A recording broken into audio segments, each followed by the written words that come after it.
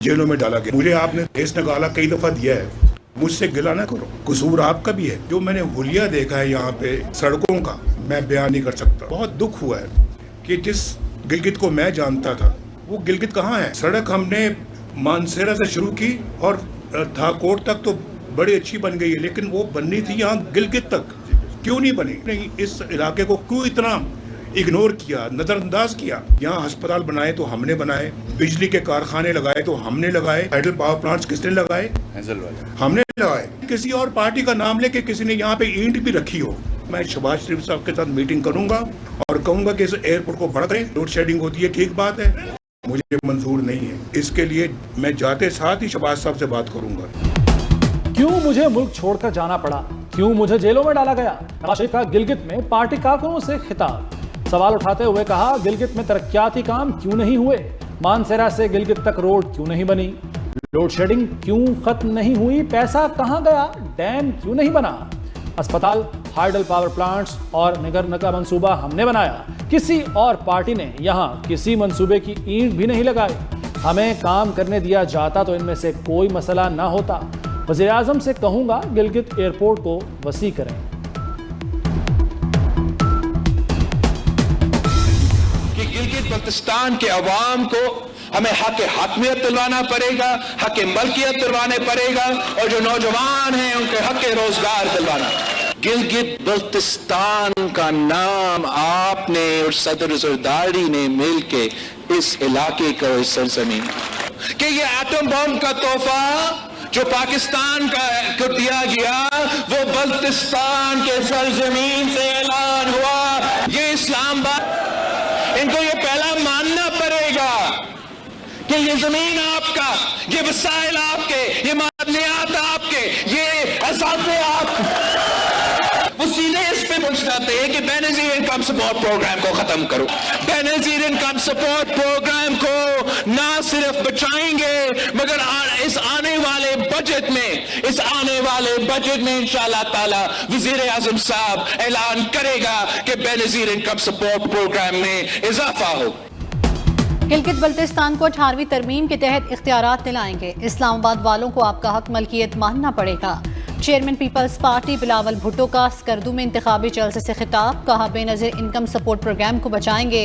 शहबाज शरीफ programme में इजाफे का ऐलान करेंगे। पाकिस्तान को एटम बम जुल्फ़िकार अली भुट्टो ने दिया।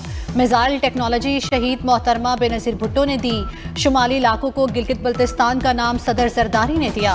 फील्ड मार्शल ईरान जंग के खात्मे की कोशिश कर रहे हैं। दुआ गो हैं फील्ड मार्शल की कोशिशें कामयाब हों।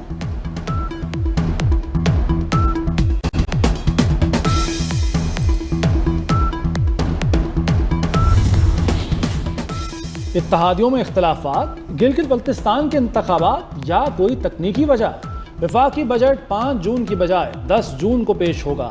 पीपल्स पार्टी हुक्मरान जमात से नाखुश है। बिलावल भुट्टो ने स्कर्दू और गिलगित के जलसों में खुलकर इख्तलाफ का इजहार किया। MQM ने भी बजट की मंजूरी के लिए शराइत रख दी। अफवाहें हैं कि हुकूमत बजट से पहले अहम कानून साजी करना चाहती है। इसमें कितनी हकीकत है, आज़ाद ज़राए इसकी तस्दीक नहीं कर रहे।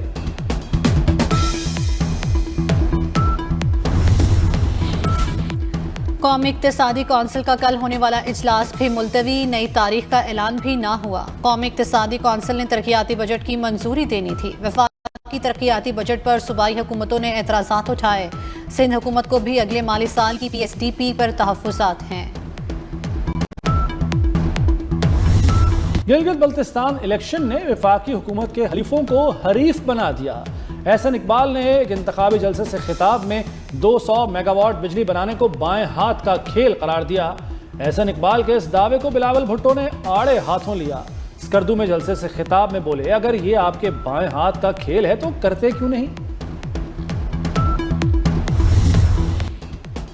मईशत और सरमायाकारी के फरोग के लिए हुकूमती कोशिशों में तेजी। वज़ीर आज़म शहबाज शरीफ की ज़ेर सदारत अहम इजलास।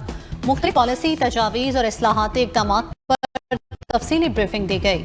वज़ीर आज़म ने कहा कि पायदार मुआशी तरक्की के लिए सनतों का फ़रोग और बैरूनी सरमायाकारी में इजाफा नागुज़ीर है। मुतबादिल तवानाई के फ़रोग पर तेज़ी से काम जारी है।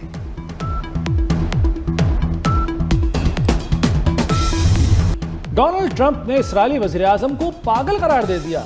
امریکی صدر نے نتنیاہو کو ناشکرا بھی کہہ دیا۔ اسرائیل کے لبنان پر حملوں سے ٹرمپ کا میٹر گھوم گیا۔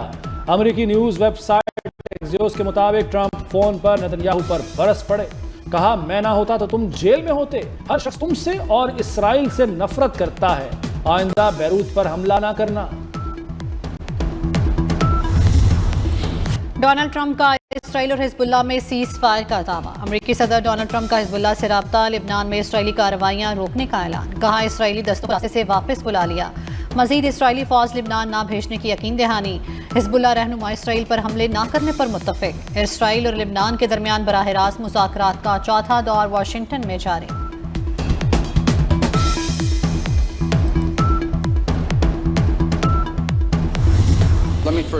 ہم نے ایران کے خلاف تمام فوجی اہداف حاصل کر لیے، امریکی وزیر خارجہ مارکو روبیو کا سینٹ میں بڑا دعویٰ۔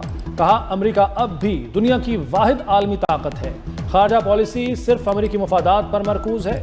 اب نے ہرمز کی ناکہ بندی ایران کے انکار پر کی۔ سینٹ ہال کے باہر شدید ہنگامہ آرائی، جنگ مخالف مظاہرین جمع، ٹرمپ انتظامیہ اور مارکو روبیو کے خلاف نعرے بازی۔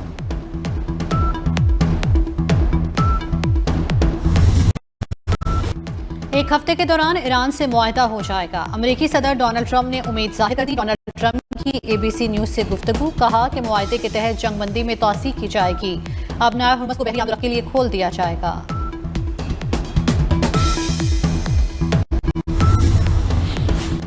ایران کا فیلڈ مارشل کو خراج تحسین، پاکستان سے اظہار تشکر۔ ایرانی سفیر رضا میری مقدم نے کہا ہے کہ فیلڈ مارشل سید عاصم منیر نے مذاکرات کے حوالے سے بہترین کام کیا۔ ایران مذاکرات کے لیے تیار ہے، ہمارے مفادات کا خیال رکھا جائے۔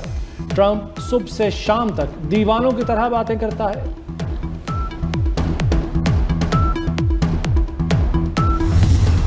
ایران دشمن کے آگے کبھی نہیں جھکے گا، امریکہ کے ساتھ نئی جنگ ناگزیر ہے۔ خاتم الانبیاء بریگیڈ کے نائب سربراہ محمد جعفر اسدی نے عالمی برادری کو خبردار کر دیا۔ کہا کہ ایران اور واشنگٹن کے درمیان مذاکرات تعطل کا شکار ہیں۔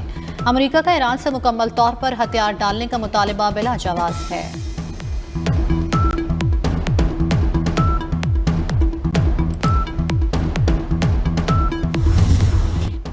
صنعتی شعبے کو نئی رفتار دینے کی تیاری، بجٹ میں بڑے ترقیاتی منصوبے شامل کرنے کی تجویز۔ پاکستان اسٹیل ملز کی اراضی پر خصوصی اقتصادی زون کے لیے 1 ارب 52 کروڑ روپے رکھنے کی سفارش۔ 6400 ایکڑ زمین پر اقتصادی سرگرمیوں کا نیا مرکز قائم ہوگا۔ جیم سٹون انڈسٹری کی بحالی کے لیے 70 کروڑ روپے مختص کرنے کی تجویز۔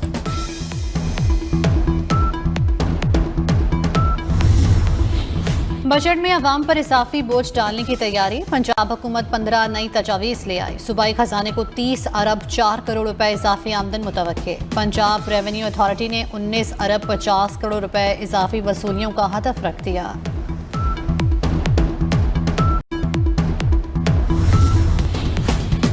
سندھ حکومت کا بڑا مالی پلان، بجٹ کا حجم 3800 ارب روپے سے زائد کرنے کی تجویز۔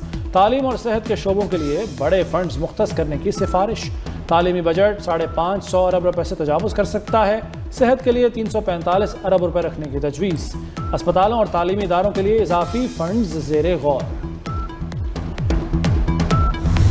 نیشنل پولیس اکیڈمی کے اپ گریڈیشن پروجیکٹ پر کام تیز۔ ایلیٹ ٹریننگ سکول میں ریپلنگ ٹاور کا 80%، جاکنگ ٹریک اور آبسٹیکلز کا 70% کام مکمل۔ وزیر داخلہ محسن نقوی کا نیشنل پولیس اکیڈمی کا دورہ۔ محسن نقوی نے اپ گریڈیشن پروجیکٹ پر پیش رفت کا جائزہ لیا۔ ایلیٹ سکول کی فائرنگ رینج اور باؤنڈری وال 2 ماہ میں مکمل کرنے کا ٹاسک دے دیا۔ وزیر داخلہ کا نیشنل پولیس اکیڈمی کو مرحلہ وار سولر انرجی پر منتقل کرنے کا فیصلہ۔ تمام کلاس رومز کو جدید IT سہولیات سے لیس کرنے کی ہدایت۔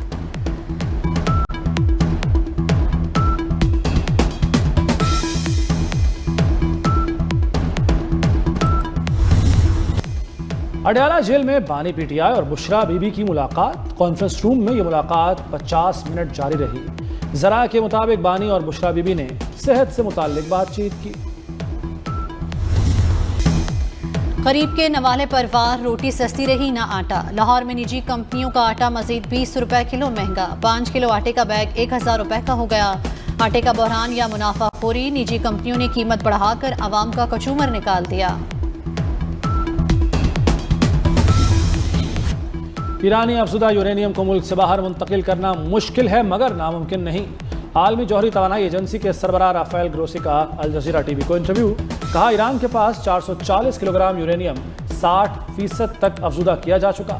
गैस की सूरत में मौजूद मवाद को बैरून मुल्क मुंतकिल करना आसान नहीं। आलमी जौहरी तवानाई एजेंसी बराह रास्त मुज़ाकराती अमल का हिस्सा नहीं।